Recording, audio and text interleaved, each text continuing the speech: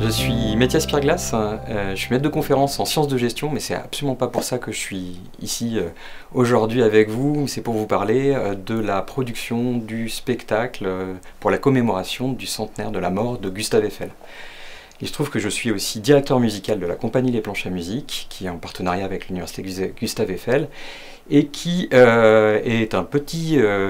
possède un petit symphonique, un petit orchestre symphonique, et qui va donc accompagner les films qui vont être présentés lors de cette soirée. Alors, la compagnie Les Planches à Musique, c'est avant tout une compagnie qui a pour vocation de produire des spectacles musicaux souvent burlesques et qui associe tout le temps musique et image animée ou musique et scène.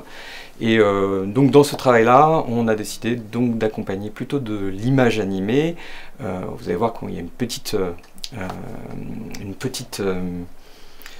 exception à la règle, puisque nous allons, lors du spectacle Eiffel, interpréter aussi deux chansons de l'époque parlant de la Tour Eiffel, de manière humoristique, souvent un peu grivoise, et voilà, je vous laisserai découvrir ces deux chansons dont on a fait des arrangements, des nouveaux arrangements, et ces arrangements ont été réalisés par Édouard Delal, qui est professeur d'harmonisation et d'écriture au CRR, donc Conservatoire Rayonnement Régional de Reims, et qui a composé aussi les musiques pour les deux films que nous allons accompagner lors de cette soirée pour commémorer le centenaire de la mort de Gustave Eiffel.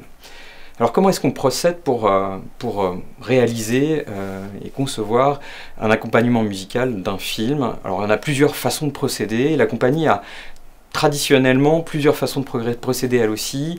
D'habitude on choisit les films, puis après on choisit les musiques qui vont avec. Et les premiers ciné-concerts que la compagnie a produits, c'était exactement l'inverse, la démarche inverse qu'on faisait, c'est-à-dire qu'on avait choisi les musiques, puis on a choisi les films qui allaient sur la musique. Mais c'est pas du tout ce qu'on a fait lors de ce spectacle, de la préparation de ce spectacle pour le centenaire de Gustave Eiffel. Il se trouve que l'un des deux films, La course à la perruque, on avait déjà eu une commande du Festival de court-métrage d'humour de Meudon, il y a au moins 10 ans, pour accompagner des films burlesques français du début du XXe siècle, produits par Pathé. Et il se trouve que La course à la perruque est un film burlesque français du début du XXe siècle, produit par Pathé. Et donc on avait déjà demandé à Édouard Delal à l'époque de composer la musique pour le film. Et pour la petite histoire, la copie que nous a délivrée le CNC n'est pas du tout la même copie que celle sur laquelle on avait travaillé il y a plus d'une dizaine d'années maintenant.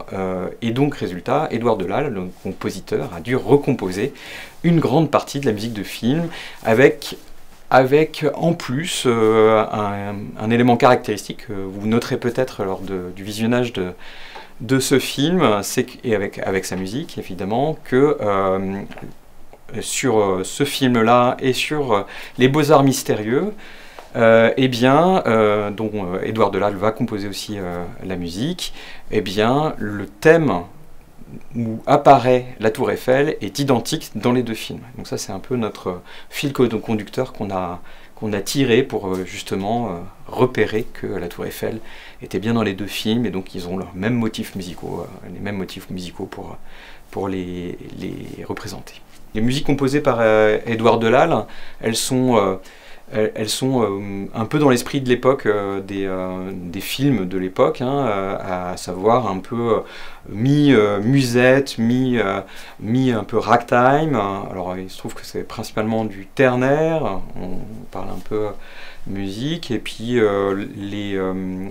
l'instrumentation a été faite exactement pour l'instrumentation de l'orchestre de la compagnie Les Planches à Musique, et donc ça tombe bien, parce que le résultat ça sonne exactement bien pour nous, et j'espère que le public en profitera aussi bien que nous. Alors pour concevoir une musique de film, il faut respecter plusieurs éléments, à la fois le rythme de l'image, le rythme aussi de l'alternance des plans-séquences et de la construction narrative du récit. Et ça c'est tout le travail du compositeur, donc de caler. Alors on fait des calculs savants, savoir combien il y a de temps entre telle image et telle image, en donnant des repères pour que Après, au niveau du jeu de la musique en direct, eh ben, ça soit possible de caler la musique sur l'image. Alors comment est-ce qu'on fait techniquement? Quand on dirige l'orchestre à ce moment-là, bah, on a des tempos qui sont indiqués sur un métronome ou au clic. En l'occurrence, ça sera sur un métronome, puisqu'on est un orchestre classique et donc le chef aura... Donc, moi-même en l'occurrence, eh bien aura un métronome à sa disposition avec les différents tempi indiqués. Et le chef, comme il est obligé de travailler avec une matière vivante, eh ben, il va devoir adapter la vitesse de jeu, la vitesse de la direction musicale, pour pouvoir s'adapter à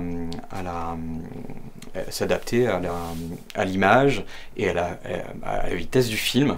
Il se trouve que globalement, les humains sont beaucoup moins fiables que le film lui-même, puisque le film lui-même, il a toujours la même durée, le même rythme. Et donc, ce sont les humains qui vont créer les petites surprises qui vont faire qu'on va devoir recaler ou ne pas recaler. Donc, on a des moments de pause installés dans la musique aussi pour pouvoir être sûr de repartir toujours, de remettre la musique au bon endroit à chaque instant.